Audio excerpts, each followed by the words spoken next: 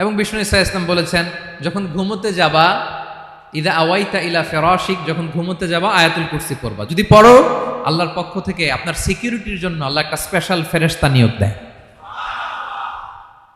সকাল পর্যন্ত আপনার সিকিউরিটি দেয়, শয়তান আপনার কাছে আসতে পারে না। ফজরের পরে পড়লে মাগরিব পর্যন্ত সিকিউরিটি, প্রোটেকশন ফ্রম আল্লাহ। মাগরিবের পরে পড়লে ফজর পর্যন্ত প্রোটেকশন ফ্রম আল্লাহ। তাহলে দিস আয়াতুল কুরসি শুড বি আওয়ার ওয়াজিফা, ডেইলি ওয়াজিফা at every morning and every evening for every Muslim. ঠিক কিনা বলেন? প্রত্যেক মুসলিমের স্পেশাল ওয়াজিফা হবে আয়াতুল কুরসি। ফরজ নামাজের সালাম ফিরানোর পরে আস্তাগফিরুল্লাহ আস্তাগফিরুল্লাহ আস্তাগফিরুল্লাহ 3 বার, সুবহানাল্লাহ 33 বার, আলহামদুলিল্লাহ 33 বার, আল্লাহু আকবার 33 বার, লা ইলাহা ইল্লাল্লাহ ওয়াহদাহু লা শারীকা লাহু, এগুলো পড়ার পরে আমরা আয়াতুল কুরসি পড়ব। তাহলে জান্নাতে ঢোকার এন্ট্রি আমার কেউ ঠেকাতে পারবে?